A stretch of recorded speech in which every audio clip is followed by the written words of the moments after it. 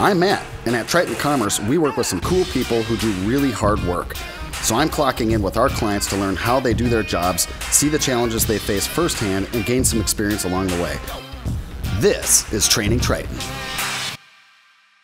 Today we're going to a little farmhouse in a place I don't even know where it is. Well, a company called Home Pro Transformations, and they're a remodeling company. They're able to go in and gut a home entirely and make it new again, which is pretty cool. It's got some really cool features in there with big sliding doors that are pocket doors. You know, in the middle of nowhere, it's peaceful, and it'd be nice probably when it's done. I am going there to learn how to do some basic, I don't know if I'd say carpentry tasks, but it sounds like we're going to do some work with concrete and all kinds of stuff.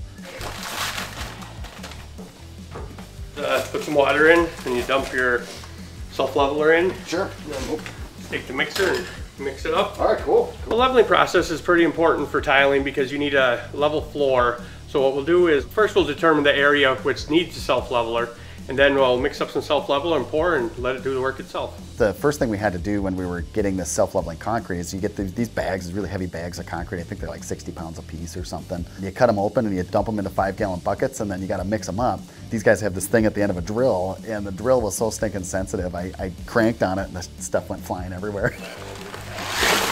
Like that? Can you hold on to the handle? Oh yeah, there we go. Okay. You guys have made this mistake before, I take it? Right once. Here, you do it once. I want to see how well you do it. I'm standing there.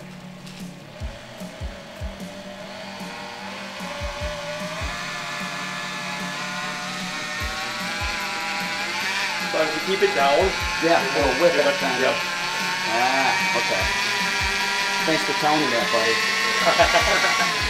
Well, self-leveler is used for final leveling. I mean, you get it pretty level, and then you just let gravity do the work on the self-leveler, so it's a pretty easy leveling. You want to dump it, or you? I don't. Well, yeah. Just keep it inside the the lines that you just drew.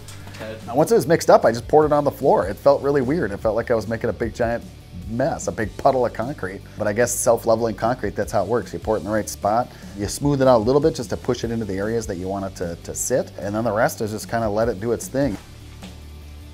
All right, I just poured a bunch of concrete all over the ground and it's just sitting there. It seems weird to me. What we're going to do now is we're going to tape these seams. We're going to put down the mesh tape and then put some thin set over it. What's that? The reason we do that? Why do you got to do that? So basically we do it so when we mud and mortar the floor, it doesn't seep down into the subfloor. Oh, okay, that makes sense, yeah. I don't know, I strangely kind of liked it. Like if I had to pick all the things that I liked doing today, that was probably my favorite thing because it felt like I accomplished something, and it was probably the easiest thing I had to do today. So, so I enjoyed it. It was pretty cool. Does it look good? We doing all right? Okay, cool. The next thing we want to do is some demo. We were going to do actually some demo of the plaster up in the bathroom upstairs, but unfortunately they had done some floor finishing and we didn't have the floor covered up. So there was another area of the house that had to be demoed anyway, and some sheetrock had to be put up over it. So just going into here, pulling this off like that. That's where my... That was a lot of fun. I mean, you're just hacking away with a hammer and a pry bar, so it's pretty cool. And you're pulling nails out and you're pulling stuff. What I did realize is that these guys that do it all day are just kind of used to yanking crap off and pulling it out. And I was kind of afraid of breaking stuff, and the guy just came up, it's like, and yanked the thing right out of there. And I went, oh, okay, this is not something you need to be ginger about. That's okay to do that then. Oh. Well, that's okay. I didn't know you just break it shit. You know, that's awesome. Part of it. Part of what you have to do when you demo stuff is you got to get the stuff out of the way because there's a bunch of boards with nails in it and stuff, and you don't want to step on them. And you got to be able to get down to the bottom boards, and we were just making a pile of wood there. So we had to take the pile of wood, get it out to the dumpster, and as I'm walking out there, I totally forgot that I had done the seams down on the floor. Hey Matt, remember your seams you taped over here? Oh. I think they might still be wet. I swear it wasn't me. My tracks were everywhere, so everybody knew it was me, and I was the rookie who stepped in it. So far we've gone through, we've done some leveling, as we can see over here, and it looks like it's dry and nice, and we've done some demo over here, which is pretty cool. What do we get into next, you think?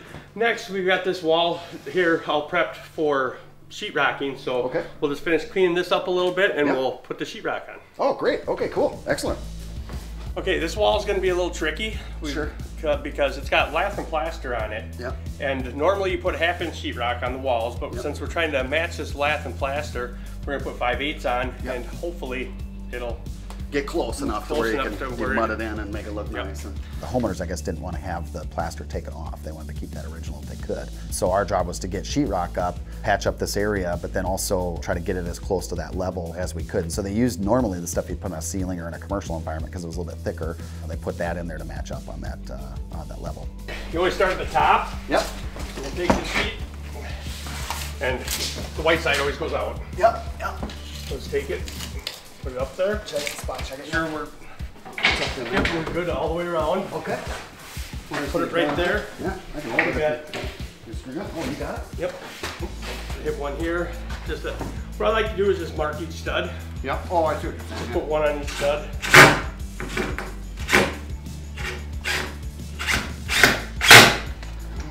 You want it to sink in a little bit too, don't you? Yep. Yeah. You don't leave You want to just break through the paper, but not too far.